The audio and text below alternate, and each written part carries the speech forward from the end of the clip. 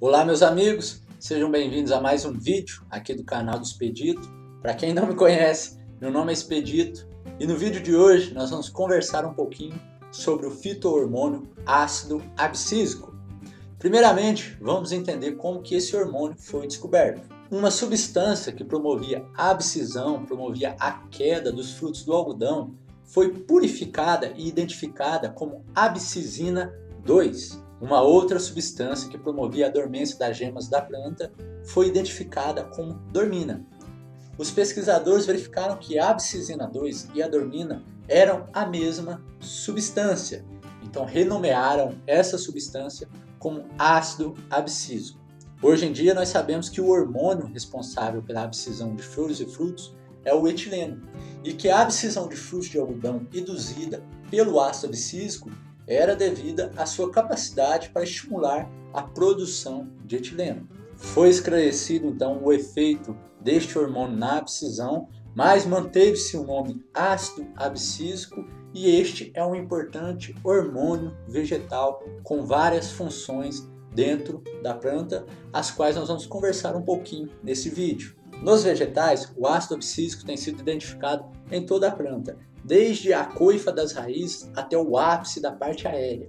Ele é sintetizado em quase todas as células que possuem cloroplastos e amiloplastos. E o metabolismo do ácido abscísico é muito interessante, porque seus níveis são alterados de forma muito rápida em determinados tecidos, durante o desenvolvimento desses tecidos ou em resposta a mudanças nas condições ambientais. Por exemplo, em sementes em desenvolvimento, os níveis de ácido abscísico podem aumentar cerca de 100 vezes em poucos minutos e depois, quando a semente já está madura, eles vão declinar para níveis baixos. Outro exemplo, em plantas submetidas a estresse hídrico, os níveis de ácido abscísico nas folhas podem aumentar cerca de 50 vezes após 4 a 8 horas de estresse. Depois que você volta à irrigação, passado aí também umas 4 horas, esses níveis de ácido abscísico vão declinar até os níveis normais. Nas plantas, o transporte de ácido abscísico pode ocorrer tanto via floema quanto xilema.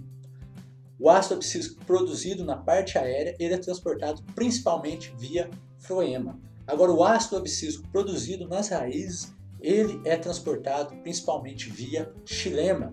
Esse transporte do ácido abscísico das raízes via xilema ocorre principalmente quando a planta está submetida a estresse hídrico.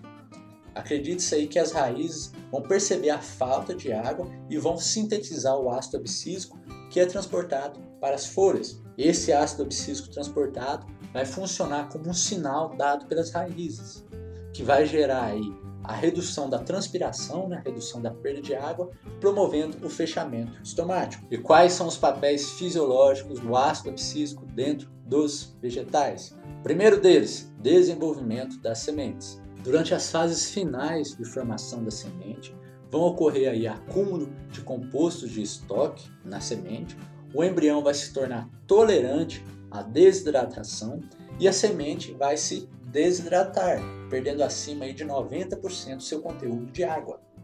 O ácido abscísico ele está relacionado à produção de proteínas que promovem a tolerância do embrião à dessecação. Além disso, ele também está relacionado à produção de proteínas de estoque na semente. Outra função do ácido abscísico, dormência das sementes. Antes de falar de dormência, vamos entender o que é germinação. Germinação pode ser definida como o retorno do crescimento do embrião da semente madura.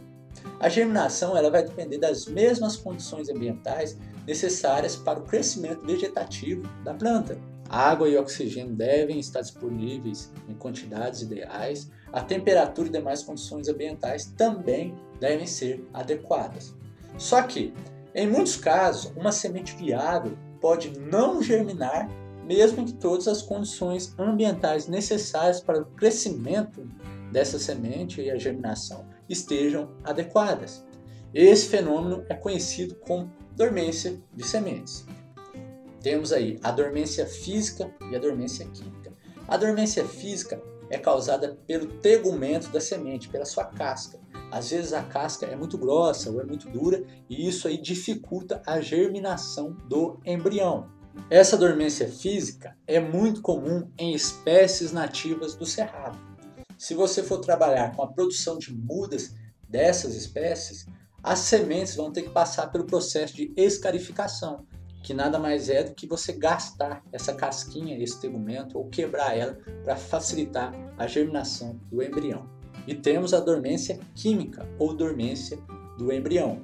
Esse tipo de dormência é devido à presença de inibidores, especialmente o ácido abscísico. Então esses inibidores, o ácido abscísico, eles vão inibir o crescimento e desenvolvimento do embrião nas sementes. E como que quebra essa dormência? Com o passar do tempo vai ter uma queda aí no teor de ácido abscísico e um aumento no teor de giberelina.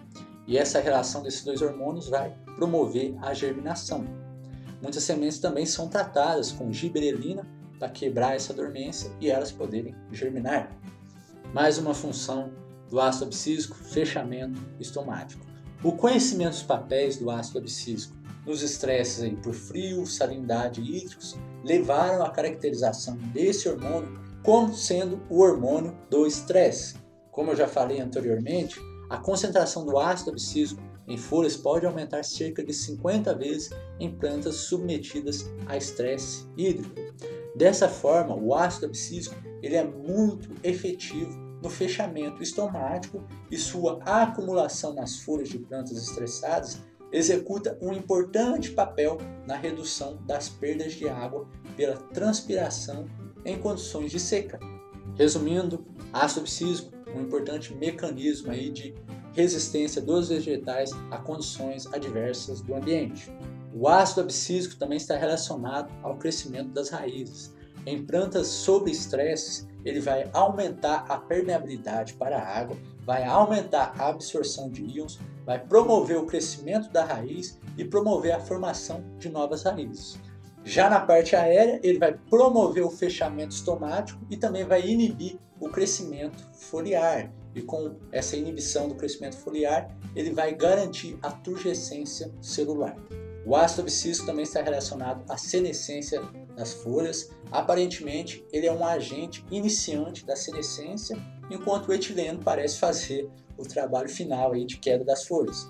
É como se ele desse um recado para o etileno. O etileno, vai lá, faz cair as folhas lá.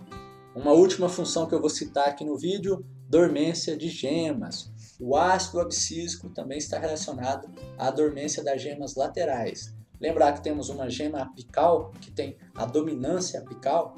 Enquanto tem essa dominância apical, as gemas laterais estão em dormência. Essa dormência também é regulada pelo ácido abscísico. Quebrou a dominância apical, vai aumentar o teor de giberelina e o teor de citocinina e vai estimular as brotações laterais e também vai reduzir ali, o teor de ácido abscísico para ter essas brotações. Dá uma olhadinha aí no vídeo sobre auxina e citocinina que eu falo um pouquinho aí de dominância apical. Então é isso, pessoal, espero que tenham gostado do vídeo. Lembrando que esse vídeo é apenas um breve resumo sobre o ácido abscísico. Forte abraço a todos, fiquem com Deus e até a próxima!